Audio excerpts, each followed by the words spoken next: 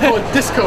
Yeah, Disco. So how much fun is it for you playing in this epic show? Because it's my favorite Star Trek series. Oh, I'm so thrilled to hear that, and that's been what's been actually really, really humbling and beautiful, is to be a part of this new iteration that plays homage to what came before, but also really we're creating our own story and our own characters. And I really love the cast so much. They're just such a great group of people that I am excited to work with everybody's and then come to these conventions and be with each other. So it's just been a really, really beautiful experience.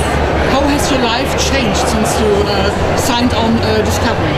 Well, something that I can't believe, and certainly this early on in my career, because this is the first show I've done since I got out of school, and it's such a platform to talk about what I believe in, diversity, community, all feminism. I'm able to totally stand behind my character and stand behind this show and not get punished for speaking my mind, and that's just been amazing. And it's really just, it has changed the volume at which I can talk about that stuff. I've been writing essays about it forever, but now I actually get to voice it and have people respond.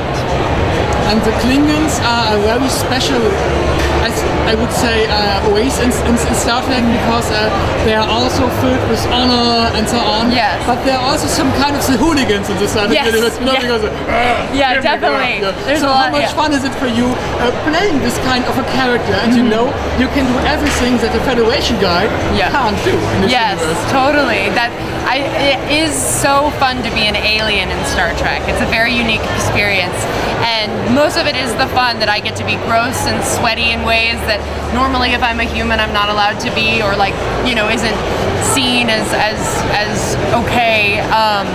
And then also, you are just fully embodied, and I've noticed too that people will tend to judge L'Rell or the Klingons from a human standard. So it's made me realize how we can have ideas in our heads about what's right and wrong based on our own sense of humanity. So it's been a really cool learning experience in that way. And it's just fun to be able to, that fight scene that I had multiple fight scenes, but certainly the big fight in the second season, just to be like in a dress and heels, but also wearing knives. It's just such a unique experience. Like, where else do I get to do that? Could you remember maybe some funny stories from behind the scenes that we don't see on screen? Maybe some prosthetics fell off, or some weird things in the fighting stuff? That will happen. Often there's a lot of extra drool. There have been times where drool has come from my mouth and landed on other people.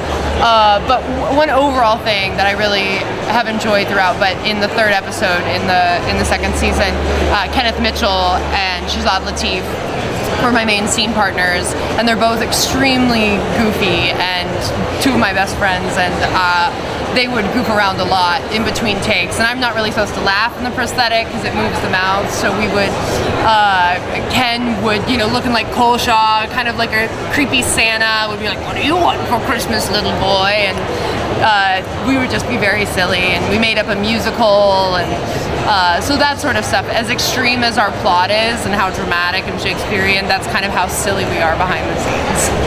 Okay, and do you remember maybe some Klingon lines? Like, I remember some phrase from the movies. It's made by Christopher Plummer in Star Trek 6. Hey! Oh yeah, yes, so exactly. Do you remember anything else? Well, one that actually, and I've been signing a lot with, which is the Herlumech Kak Jajvam, which is "Today is a good day to die," which is a notorious Klingon phrase that has been said in the past, but in English. And so I was the first Klingon that got to say it in Klingon on screen in the finale of the second season.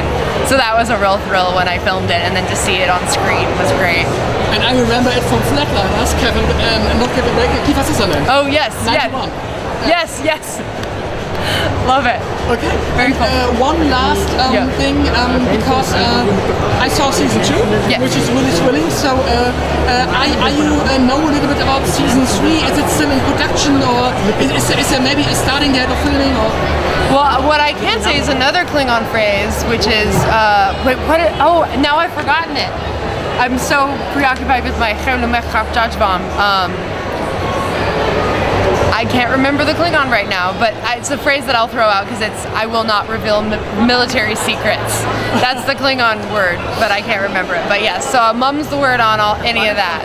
But we see you still in the next season. Yes? I would certainly love that. That would be great. You have a child to care about. Yeah? What? You have a child to care about. Yes, yeah, there's a lot of, there's definitely, and there is the new, the Aftermath comic series that's coming out, that I think the second one just came out, and they are dealing with Spock and Pike and L'Rell in the aftermath of the events.